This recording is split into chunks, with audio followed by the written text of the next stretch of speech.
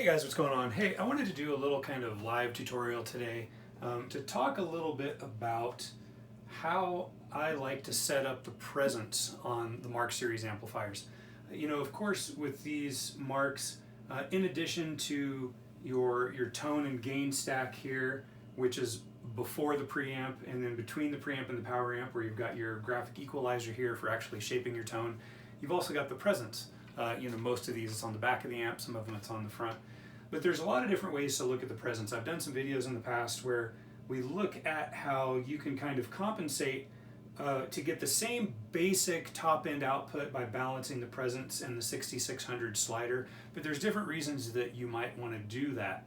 For example, you know, if you really want to kind of play quiet, you know, it's going to be more relaxed and have less push if you keep your presence down and bring your 6600 up. Whereas generally speaking with the Marks, as you bring your presence up and then compensate with 6600 down, it's going to get, you know, more three-dimensional, and the notes are just going to want to jump off the speakers more. You know, like with the JP2C and with the Baby Mark 5, 25 and 35, I've noticed that those are excellent ways to get those otherwise fairly two-dimensional amps to really start to get the notes to jump off the speakers, is by bringing the presence way up and then, you know, compensating by bringing the 6600 down, or in the case of the Baby 5s, even bringing the treble way down to kind of compensate for that.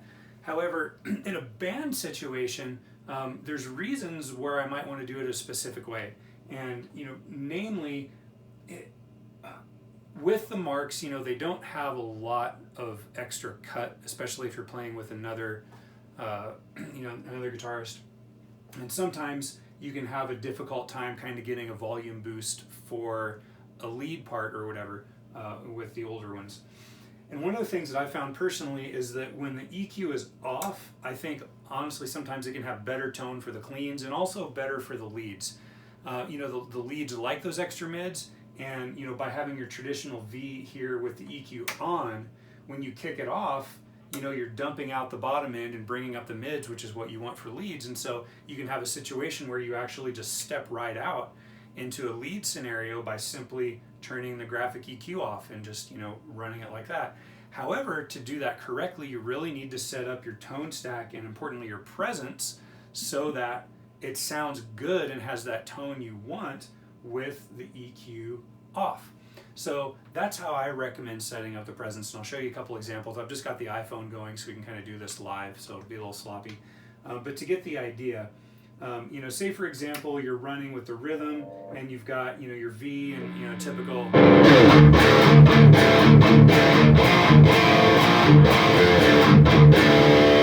Then you want to run up into a lead. Well, then all of a sudden you can just kick that EQ off, and all of a sudden you can step right out.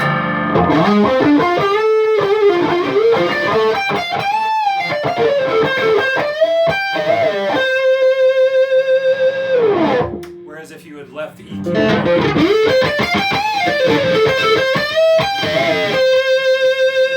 you're going to be buried right in the mix and you're not going to step out. So it can be as simple as just kicking the EQ off to get that lead bump that you're looking for to jump out in front. So if you're doing that, the way that I like to set up the presence is to turn the EQ off, and really this is also the best way to kind of set up your gain tone stack here, is try to use the knobs and the presence to get maybe a clean sound if that's what you're doing live, but more, or if that's what you're doing live, a lead sound, to get it to sound really good with that off. And then once you have that dialed in, you can kick the EQ on and use your GEQ to dial in your rhythm sound. Now you have a situation where you can go from that gainy rhythm sound to a lead that steps out, or a nice clean, really just by toggling the foot switch. And then, you know, maybe in the case of the clean, you might also have to, you know, hit your volume knob back a little bit to clean it up. But it makes it so it's a lot more versatile than people think it is for playing these old Mark IIs and Mark IIIs in a live situation, which I still prefer to do. So just to show you a couple examples here, I'm going to have the EQ off. I'm going to start with the gain, or sorry, the presence down. And then I'm going to bring up the presence just a little bit at a time so you can kind of hear what I'm talking about. Just a second.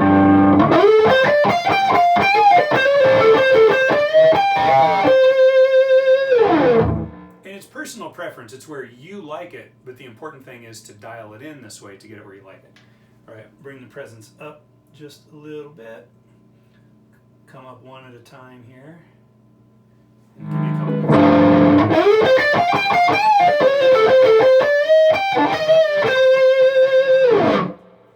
Come up again.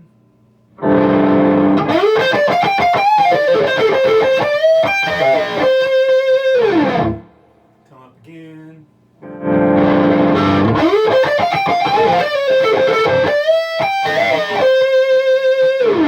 So moral of the story is you can kind of work that until you find where the lead tone sounds right for you.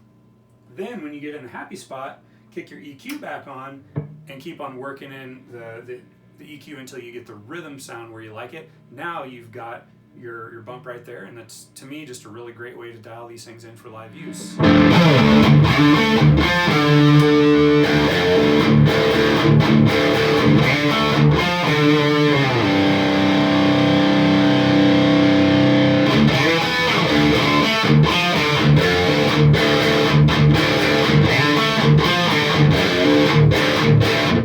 All right, hope that was helpful, and have a great day. Later.